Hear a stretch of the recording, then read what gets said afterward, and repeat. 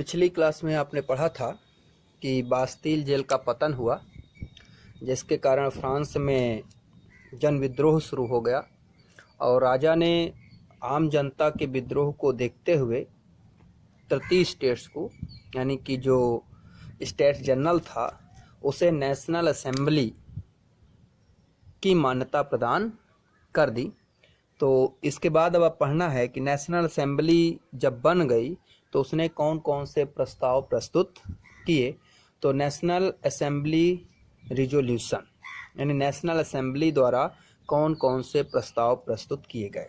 तो पहला कार्य क्या किया नेशनल असेंबली ने, 4 अगस्त 1789 की रात को असेंबली ने सामंती व्यवस्था के उन्मूलन का आदेश पारित किया। सामंती व्यवस्था यानी कि फ्यूडल सिस्टम होता है, जिसमें आप सामंत ऐसे समझिए कि जैसे कोई राजा महाराजा होते हैं तो उनके सामने जो बैठने वाले दरबारी लोग होते हैं या किसी प्रांत के प्रांतपति होते हैं, वही सभी क्या होते हैं, सामंत होते हैं। तो 4 अगस्त 1789 की रात को असेंबली ने सामंती व्यवस्था के उन्मूलन का आदेश पारित किया।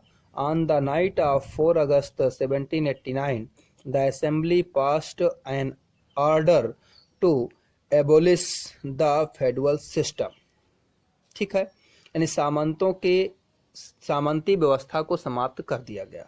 सेकंड काम हुआ, 26 अगस्त 1789 को नेशनल असेंबली ने मानवाधिकारों की घोषणा की, यानी कि ह्यूमन राइट्स दिए गए।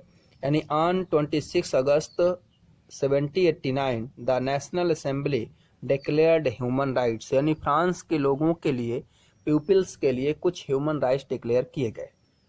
तीसरा, जन्मजात विशेषाधिकार समाप्त करने की घोषणा, यानी जो बर्थ प्रिविलेंस होते थे, आपको पीछे बताए गए थे कि फर्स्ट एंड सेकंड स्टेट को बर्थ प्रिविलेंस प्रदान किया जाता था, जिसमें एक ये भी था कि उन्हें किसी प्रकार का टैक्स नहीं देना होता था। तो किसी भी प्रकार के जन्मजात विशेषाधिकारों को समाप्त करने की घोषणा की गई, यानी किसी भी प्रकार के जो बर्थ प्रिविलेंस हैं उनको समाप्त कर दिया गया। यानी birth privileges were allowance to end, यानी कि किसी भी प्रकार के बर्थ प्रिविलेंस को समाप्त कर दिया गया। चौथा काम क्या हुआ, धार्मिक कर समाप्त कर दिया गया। आपको पीछे बताया गया था टाइल एंड टाइड, तो जो टाइट होता था वो धार्मिक कर होता था, तो उस प्रकार के धार्मिक कर को समाप्त कर दिया गया। साथ ही क्या हुआ कि इसमें आपको बताया गया था धार्मिक कर था व्यक्ति अपने टोटल प्रोडक्शन का, जितना भी एग्रीकल्चर से प्रोड्यूस करता था, उसका 1/10 जो है चर्च को देना होता था। तो धार्मिक कर समाप्त कर दिया गया और चर्च की स्वामित्व वाली भूमि जब्त कर ली गई। यानी चर्च के पास जितनी भूमि थी और जितने प्रकार का कोष था वो सभी जब्त कर लिया गया या छीन लिया गया। इस क्रम में सरकार को कितने 20 अरब लिब्रे संपत्ति सरकार के हाथ आ गई। पीछे आपको बताया गया था सरकार के पास ऋण कितना था, 12 अरब लिब्रे, और उस ऋण का सरकार को क्या देना पड़ता था, उसे उसके बदले में ब्याज देना पड़ रहा था। ठीक है ना। अब क्या हुआ, 20 अरब लिब्रे चर्च के पास संपत्ति थी, वो सरकार को मिल गई, सरकार का कर्जा समाप्त हुआ। तो religious tax was abolished and church owned land confiscated, या कहें कि confiscated. In this way the wealth of at least 20 billion लिब्रे come into the hands of the government, यानी इसके तहत 20 बिलियन लिब्रे गवर्नमेंट्स के हाथ में संपत्ति आ गई। अगला टॉपिक है फ्रांस का संवैधानिक राजतंत्र बनना। तो संवैधानिक राजतंत्र क्या है कि राजा रहेगा, जो वहाँ का क्राउन है वो पद रहेगा, लेकिन जो पावर्स हैं वो सभी किसके पास पहुंच जाएंगे, संसद के पास पहुंच जाएंगे या असेंबली के पास सभी पावर्स पहुंच जाएंगे, लेकिन क्राउन का पद रहेगा। तो वही है फ्रांस बिकम कॉन्स्टिट्यूशनल मोनार्ची, यानी कि फ्रांस में कॉन्स्टिट्यूशनल मोनार्ची प्रारंभ की गई या संवैधानिक राजतंत्र प्रारंभ हुआ। कैसे, नेशनल असेंबली ने सन 1791 ईस्वी में संविधान का प्रारूप पूरा किया। नेशनल असेंबली समझ गए ना। यही 33 स्टेट्स जिसे राजा ने नेशनल असेंबली बनाने का प्रस्ताव दिया था, वो नेशनल असेंबली ने क्या किया, 1791 ईस्वी में 1791 में कॉन्स्टिट्यूशन का प्रारूप पूरा कर लिया।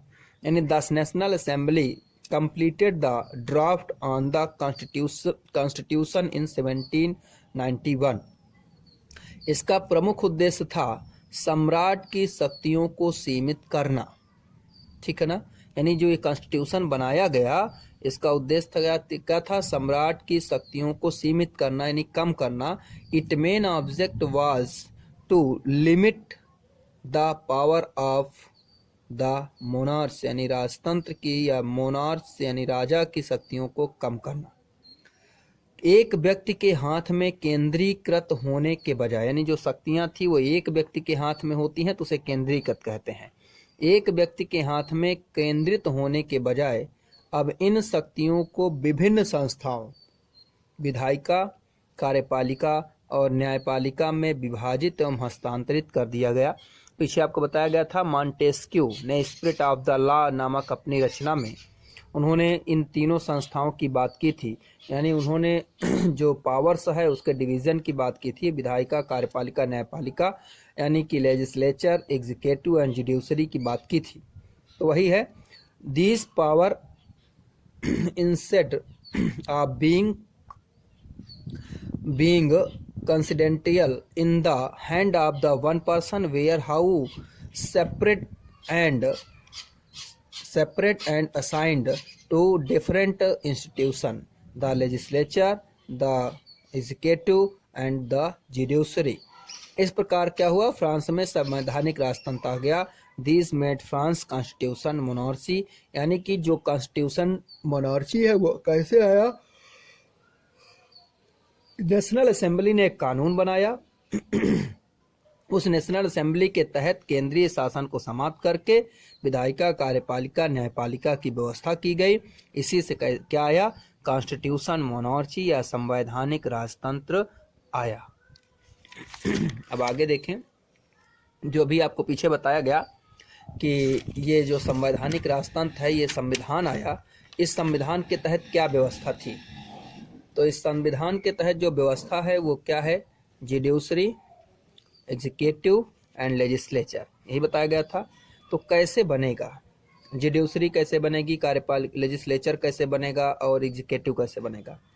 तो फ्रांस के जो लोग थे, पीपल्स थे, सिटीजन थे, उनको दो भाग में बांटा गया। पहला एक्टिव सिटीजन्स और दूसरा क्या था, पैसिव सिटीजन्स, ठीक है ना। सक्रिय नागरिक, गैर सक्रिय नागरिक, नॉन एक्टिव कर दीजिए। तो देखिए क्या है कि सक्रिय नागरिक या एक्टिव सिटीजन्स क्या है, इलेक्ट टू वोट्स, यानी जिन्हें वोट देने का अधिकार था।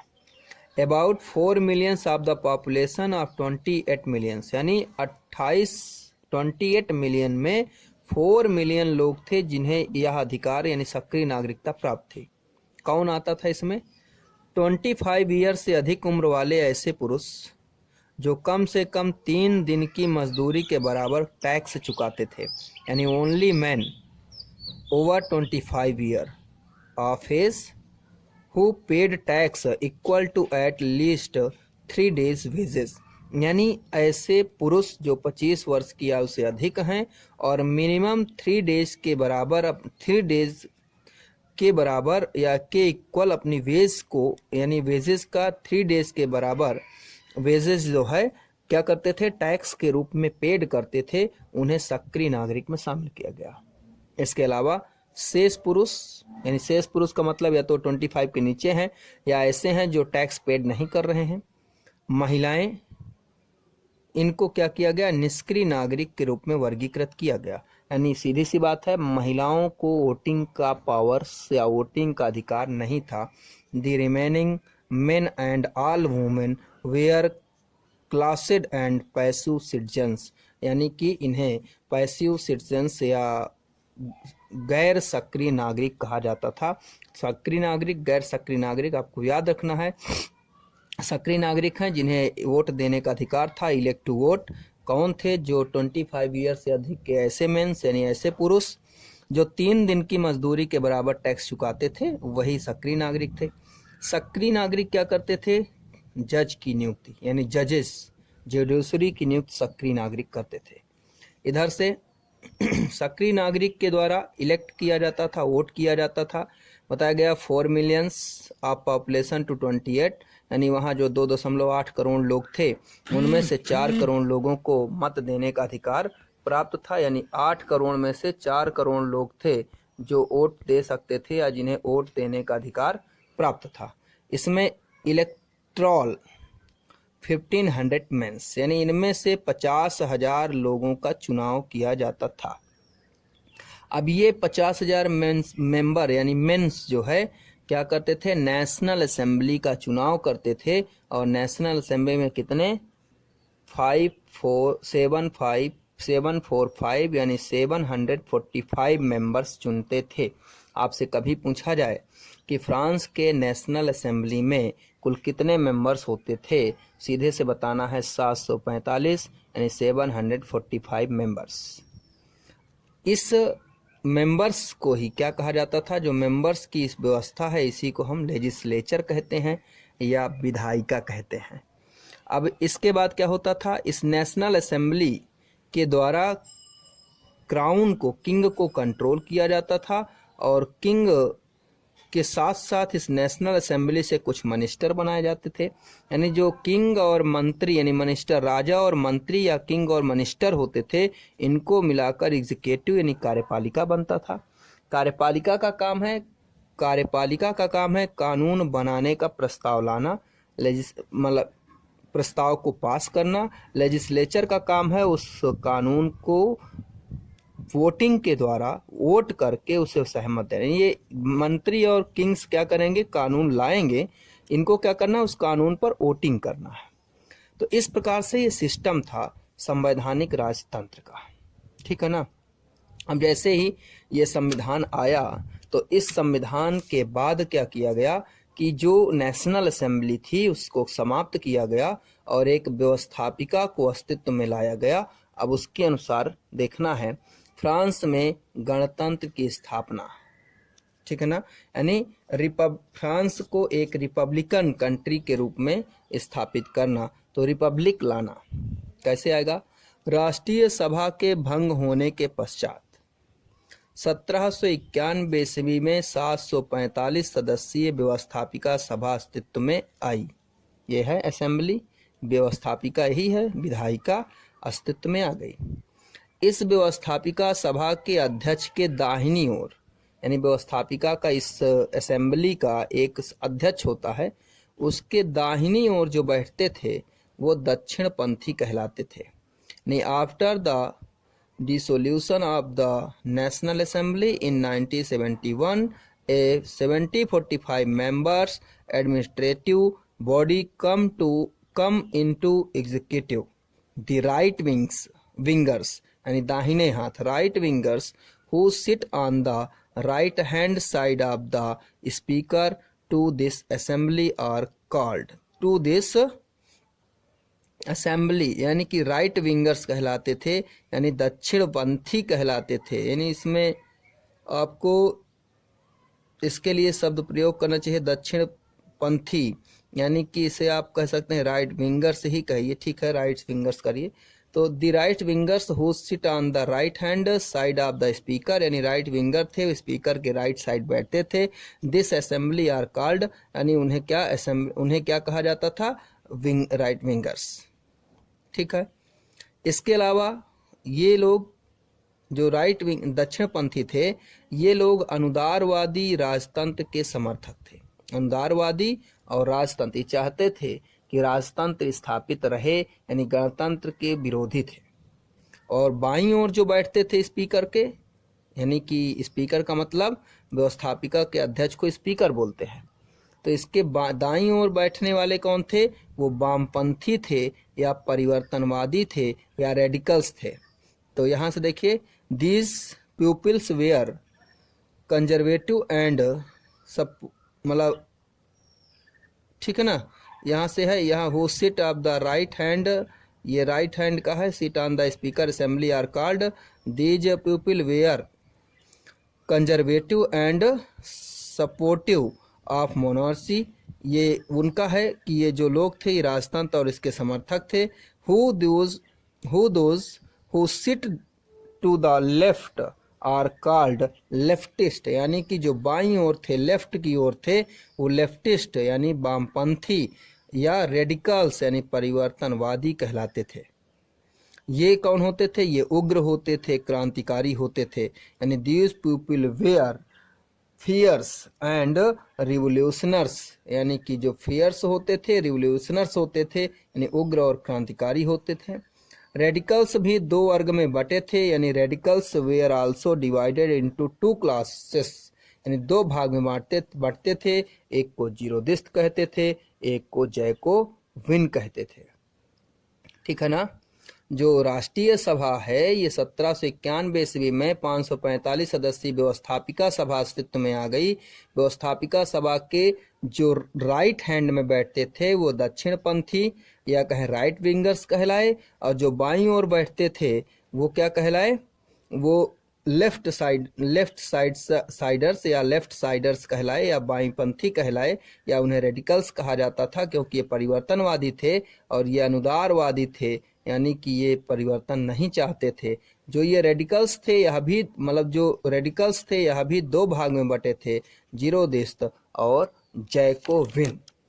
अब अगले वीडियो में आपको जीरोदिस्त और जैकोबिन से लेकर आगे पढ़ाया जाएगा। अभी फ्रांस के गणतंत्र की व्यवस्था की बात नहीं हो रही है।